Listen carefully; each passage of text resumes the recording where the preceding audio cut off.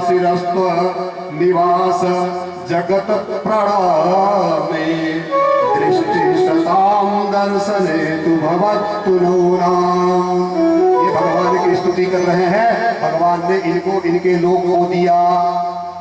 अब यहाँ पे जब देखे नंद बाबा आदि आकर के कि रोज न रोज कोई न कोई उपद्रव हमारे यहाँ हो रहा है, शांति से हम लोग नहीं रह पा रहे हैं, एक न एक उपद्रव रोज हो रहा है, तो एक आपातकालीन बैठक बुलाई नंद बाबा ने। तो भैया ये बताइए, अभी लल्ला के ऊपर अगर ये वृक्ष गिर जाते, आज वृक्ष के बीच में से कैसे निकला, क्या हुआ, कुछ हमको समझ में नहीं आ रहा कि हमारे घर में हो क्या। तो बैठक जब हुई, उपनंद नाम के एक गोप थे, उनका नाम था उपनंद। उन्होंने यह सलाह दिया इस जगह को छोड़ दीजिए, कहीं अन्य जगह चले, क्योंकि जब से लल्ला पैदा हुआ है कोई न कोई समस्या यहाँ हो रही है। तो बोले चले तो चले कहाँ। तो उपनंद जी कहते हैं कि वनम वृंदावनम नाम पश्यप्य नवकाननम गोप गोपी गवाम सेव्यम तृण विरोधम। वृंदावन नाम का पवित्र स्थान है, बहुत ही सुंदर वन है, गायों के लिए गोपों के लिए सबसे उत्तम है, उससे अच्छा स्थान नहीं है, वहीं चल के बस जाते हैं। सब ने उनकी बात का अनुमोदन किया। भगवान कृष्ण और बलराम को लेकर के, समस्त सामान को, बाल गोपालों को लेकर के, जो उनकी बैलगाड़ी है, छकड़े हैं, उन पर सामान को लेकर के सब लोग जाकर के वृंदावन पहुंच गए। और वृंदावन की शोभा जब कृष्ण और बलराम ने देखा तो प्रसन्न हो गए। अब इतने बड़े हो गए, उनको बछड़े चलाने की अनुमति मिल गई। एक दिन श्री कृष्ण बछड़े चला रहे थे, एक वृत्तासुर नाम का असुर बछड़े का रूप धर करके झुंड में मिल गया। कृष्ण उसको देखते ही पहचान गए कि मामा ने इसको भी भेजा है। उसकी पूंछ पकड़े और पैर पकड़ करके आकाश में घुमाया और पृथ्वी पर पटक दिया, उसका भी हो गया गोविंदाय नमो नमः। वृत्तासुर भी गया। अब एक दिन बकासुर आया। भगवान कृष्ण बछड़े को जल पिला रहे थे, उसी समय बकासुर नाम का दैत्य बगुले का रूप धारण करके आया और कृष्ण को देखते ही निगल गया। कृष्ण को निगल गया बगुला, इतना बड़ा बगुला था। गोपी ग्वालपाल सब देख रहे थे। कृष्ण ने अपने शरीर से ऐसी गर्मी की, ऐसी गर्मी फैलाई कि बगुले ने उनको बाहर निकल उगल दिया। भगवान ने एक चोंच को पैर में दबाया, दूसरी चोंच को इस हाथ में, उसको बीच से फाड़ दिया, उसका भी हो गया गोविंदाय नमो नमः। एक दिन ग्वाल वालों के साथ बछड़े चला रहे थे। ग्वाल वालों ने देखा कि एक अघासुर नाम का असुर है। कंस ने भेजा अघासुर को, बोला मैं तो तुरंत निपटा के सबको आ जाऊंगा। वो आकर के इतना विशाल अजगर बन करके वही वृंदावन में बैठ गया जहाँ ये लोग बछड़े चला रहे थे।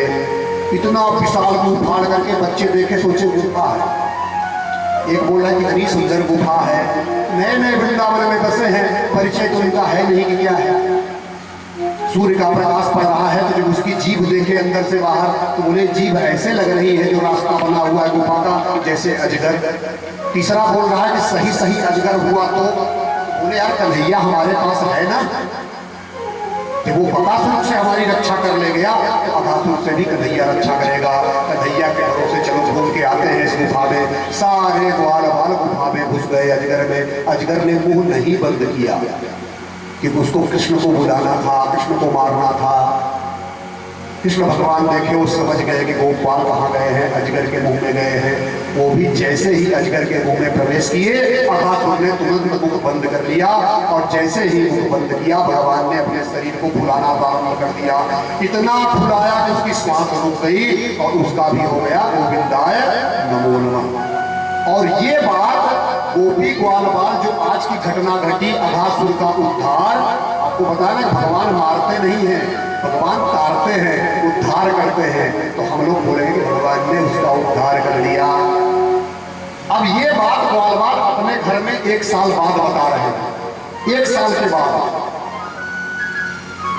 राजा परीक्षित पूछते हैं सुखदेव जी से, 1 साल के बाद क्यों बताया कि आज ऐसा हुआ?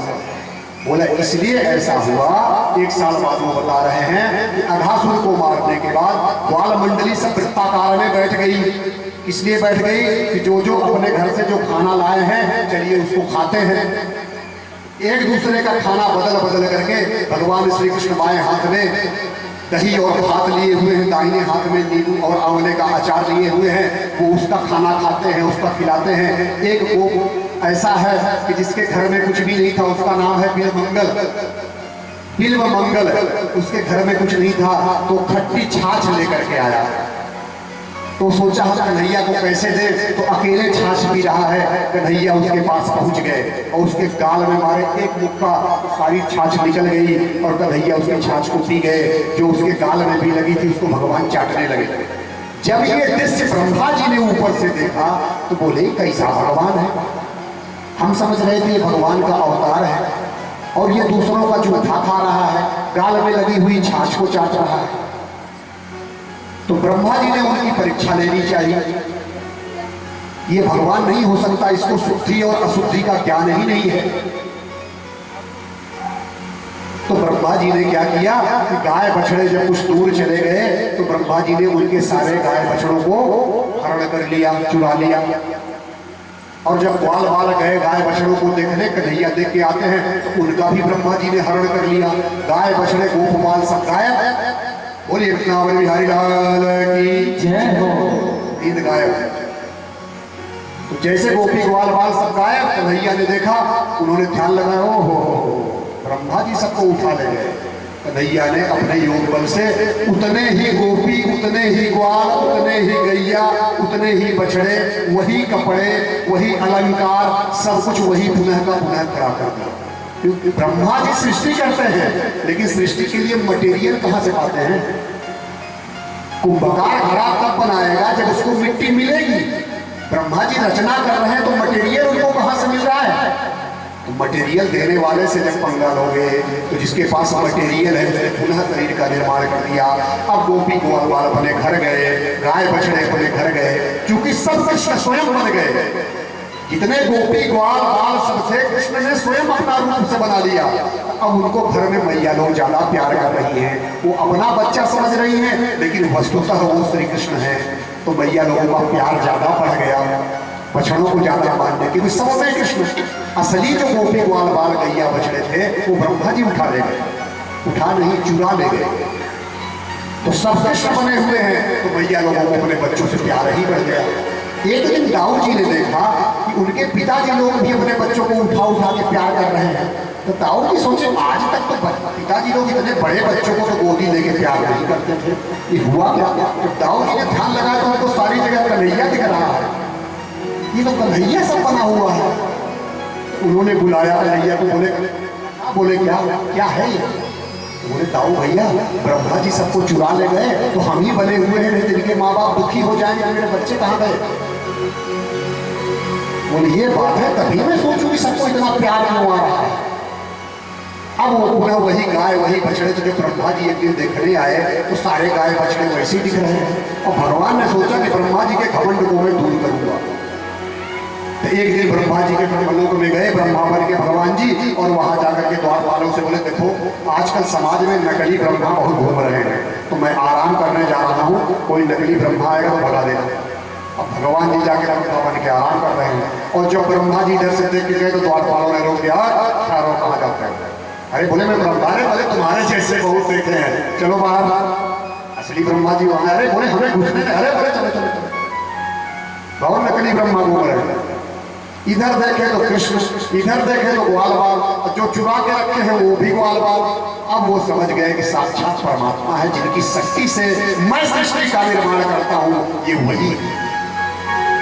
जाकर के क्षमा मांगते हैं कि प्रभु गलती हो गई, मेरा आपको बारंबार नमस्कार है, अब ऐसी गलती नहीं होगी। भगवान उनको क्षमा तो नहीं करते हैं। पुनः उन्होंने गोपी ग्वाल वालों को यथावत जो पहले चुराए थे ला करके दे दिए। 1 साल के बाद अब वो अपने घर जाते हैं तो बताते हैं भैया आज कन्हैया ने ना अघासुर को मारा। 1 साल के बाद बता रहे हैं, क्योंकि 1 साल तक कन्हैया उनके रूप में घूम रहे थे, असली वाले आज आए। तब परीक्षित महाराज को समझ में आया। उसके बाद श्री सुखदेव जी कहते हैं कि कृष्ण बलराम ने एक दिन सुना कि एक वहां पे ताल है। श्री रामा ने कहा कृष्ण बलराम से कि भैया यहाँ से कुछ दूर पर जहाँ हम लोग गाय बछड़े चरा रहे हैं, क्योंकि ये लोग 6 वर्ष के हो गए, कृष्ण बलराम अब 6 वर्ष के हो गए, गाय चराने की अनुमति इनको मिल गई। गोपाष्टमी के दिन इन्होंने गायों का पूजन किया और मैया ने डंडी पकड़ा दी कि आज से तो लोग गाय चरा सकते हो। ये लोग गाय चराने गए तो श्री दामा ने कहा कि भैया ऐसा है, यहाँ से कुछ दूर पर बहुत सुंदर ताल का वन है, उस ताल के वन में पके पके फल लगे हैं, हमें खाने का बहुत मन है, लेकिन गधे के रूप में वहाँ एक धेनुकासुर नाम का असुर रहता है, तो हाथ नहीं लगाने देता। बलराम जी ने कहा चलिए। तो कृष्ण बलराम वहाँ ताल वन में पहुंचे और बलराम जी एक पेड़ को पकड़ करके जैसे हिलाए काफी फल पृथ्वी पे गिरे और फलों की आवाज जब सुना धेनुकासुर तो बलराम जी को मारने के लिए आ गया और बलराम जी ने उसको पीछे के दोनों पैर पकड़े और आकाश में घुमा करके एक पेड़ से दे मारे। क्या हो गया उसका? गोविंदाय नमो नमः उसका बोले हो जाओ भैया की। उसके और उसके साथी फिर युद्ध करने आए तो कृष्ण और बलराम ने उनका भी गोविंदाय नमो नमः कर दिया। एक दिन क्या होता है, अब कालिया मर्दन की कथा आ रही है। बलराम जी गाय चराने नहीं आए। क्यों नहीं आए? उनका उस दिन जन्म का दिन था। तो मैया सोची आज तुम नहीं जाना, पूजन होगा घर पे, कन्हैया जाएगा, कन्हैया जी को मिल गया मौका। या दाऊ भैया नहीं है, आज हम जो मर्जी वो करेंगे, क्योंकि दाऊ भैया उनको रोक देते। उनके जन्म का नक्षत्र आया। ये ज्ञान की बात है, ध्यान दीजिएगा। जन्म जो उत्सव हम लोग मनाते हैं, जिसको बोलते हैं बर्थडे, उसको जन्म नक्षत्र से मनाया जाता है। हम लोग भारतवासी हैं, हम लोग धर्म की ध्वजा के नीचे बैठे हुए हैं, सारा विश्व धर्म भाईचारा हमसे सीखता है, लेकिन हम ऐसे गुलामी में जिए हुए हैं कि अंग्रेज तो चले गए, लेकिन अंग्रेजियत हमारे लिए आपके जन्म से नहीं जा रही है। जन्म हमेशा उत्सव, जो जन्मोत्सव है वो नक्षत्र से मनाया जाता है। मान लीजिए नक्षत्र नहीं मालूम तो उस महीने की तिथि से मना लीजिए, तारीख से नहीं होता। बताइए, तारीख से कभी चंद्र ग्रहण सूर्य ग्रहण होता है क्या?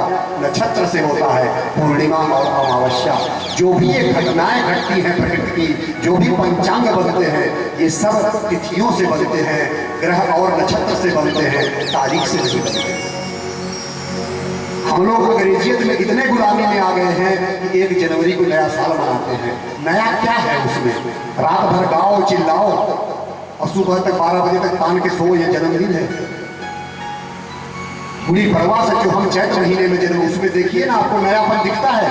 सारे पेड़ श्रृंगार करते हैं, उनके पत्ते नए हो जाते हैं, वृक्ष नई नई डालियां ग्रहण करते हैं, पुराने पत्तों को गिरा देते हैं, फसलों का शुभारंभ नई नई फसलों का होता है, सारा चीज आपको नया दिखेगा।